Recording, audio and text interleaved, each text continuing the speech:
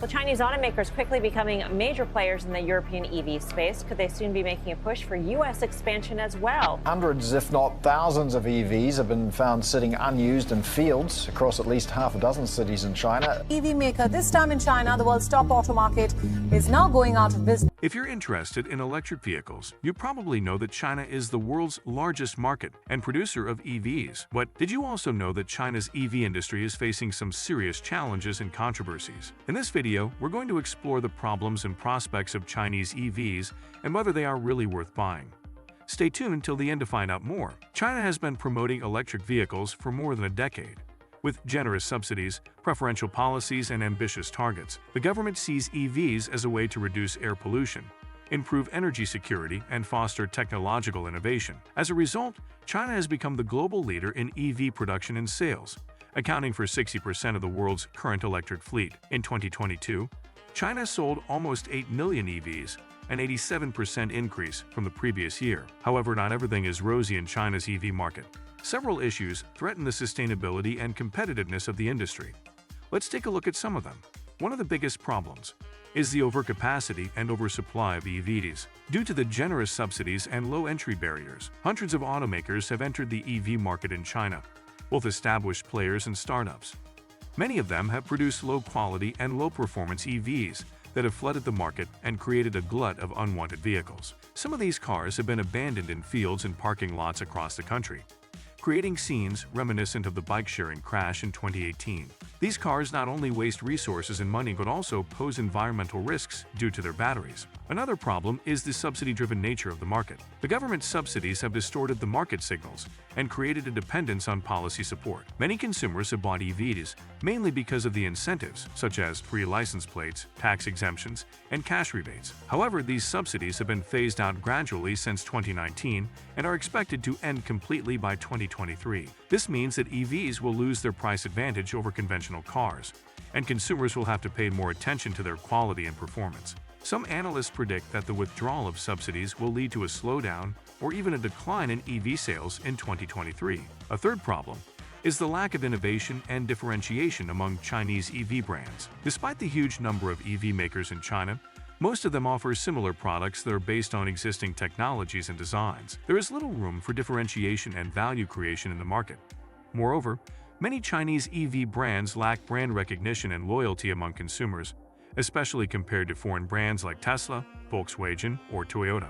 The survey by McKinsey shows that Chinese consumers are willing to pay a premium for foreign brands, and that multinational brands still command higher market shares than domestic ones. This indicates that Chinese EV makers need to improve their product quality, customer service, and marketing strategies to win over consumers. A fourth problem is the trade friction and regulatory pressure from other countries. As China's EV exports have increased rapidly in recent years, especially to Europe, some countries have raised concerns about unfair competition and market distortion caused by China's subsidies and industrial policies. In September 2023, the European Commission announced that it would launch an anti-subsidy investigation into Chinese EVs, which could result in higher import duties or other trade barriers. This could hurt the expansion plans of Chinese EV makers who want to enter or grow in the European market. The fifth problem is the shortage of semiconductors, which are essential for the production of EVs and other smart devices. The global chip supply has been disrupted by the pandemic, trade tensions, and surging demand, leading to higher costs and longer delivery times for EV makers. Some Chinese EV companies have had to reduce their output or delay their launches due to the chip crunch. The sixth problem is the rising competition from both domestic and foreign rivals, which are also investing heavily in EV innovation and expansion. China's EV market is becoming more crowded and fragmented, with more than 90 active EV brands competing for customers' attention and loyalty.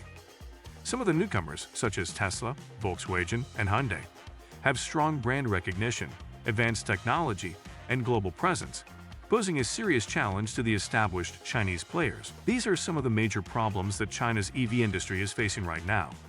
But does this mean that Chinese EVs are doomed to fail? Not necessarily. There are also some positive signs and opportunities for the industry. China's electric vehicle EV industry faces some challenges, such as fierce competition, technological barriers, and policy uncertainty. However, there are also significant opportunities that the industry can leverage to achieve long-term success. One of these opportunities is the growing demand for EVs in China and globally. Despite the challenges mentioned above, there is still a huge potential for EV adoption in China as more consumers become aware of the environmental and economic benefits of driving electric. According to Bloomberg NEF, China's EV sales are expected to reach 14 million units by 2030, accounting for 44% of the total passenger car sales. Globally, the demand for EVs is also rising fast, driven by stricter emission standards, lower battery costs, and improved infrastructure. Global EV sales are projected to reach 54 million units by 2030, creating a huge market opportunity for Chinese EV makers who can offer competitive products. Another opportunity is the emergence of new technologies and business models that can enhance the value proposition of Chinese EVs. For example, some Chinese companies are developing battery swapping technologies that can reduce charging time and battery degradation. Others are exploring vehicle-to-grid integration that can enable EVs to provide ancillary services to the power grid. Some are also experimenting with software monetization and smart vehicle features that can generate recurring revenue and improve customer satisfaction. These innovations can help Chinese EV makers differentiate themselves from their competitors and create new sources of income. A third opportunity is the concept of low-carbon cars, which can help reduce greenhouse gas emissions throughout the vehicle lifecycle. Low-carbon cars are not only powered by electricity, but also use renewable energy sources, recycled materials, and circular economy principles to minimize their environmental impact.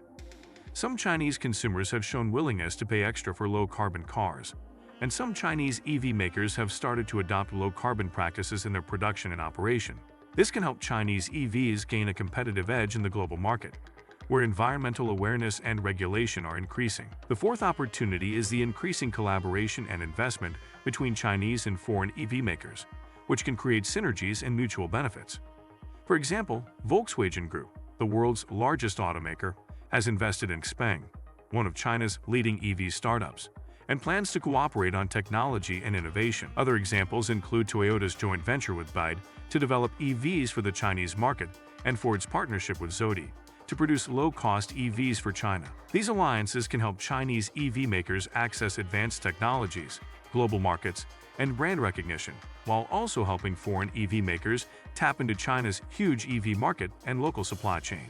The fifth opportunity is the development of new mobility services and business models that can increase the demand and utilization of EVs. For example, some Chinese companies are offering EV rental and leasing services that can lower the upfront cost and maintenance burden for consumers. Others are providing ride-hailing and car-sharing platforms that can expand the customer base and increase the efficiency of EVs. Some are also exploring new ways of monetizing data and content generated by smart EVs, such as advertising, entertainment, and e-commerce. These services and models can create new revenue streams and value propositions for Chinese EV makers and consumers. These are some of the opportunities that China's EV industry can seize to overcome its problems and achieve long-term success.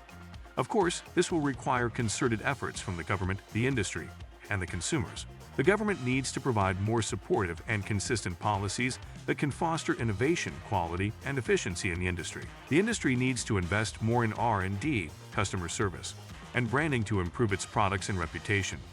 Consumers need to make more informed and rational choices based on their needs and preferences. The future of China's EV industry is bright, and the industry players that can leverage these opportunities will be the ones that thrive in the long run. So are Chinese EVs really good? The answer is it depends. Some of them are good, some of them are not. Some of them are improving, and some of them are lagging. Some of them are facing big trouble, and some of them are finding new opportunities. The bottom line is that Chinese EVs are not a homogeneous group, but a diverse and dynamic one. They have strengths and weaknesses, advantages and disadvantages, opportunities and challenges. As a consumer, you need to do your research and comparison before you decide to buy one. That's all for this video. We hope you learned something new and interesting about China's EV market. If you did, please give this video a thumbs up and share it with your friends. And if you want to see more videos like this, don't forget to subscribe to our channel and hit the bell icon to get notified when we upload new content. Thanks for watching, and see you next time.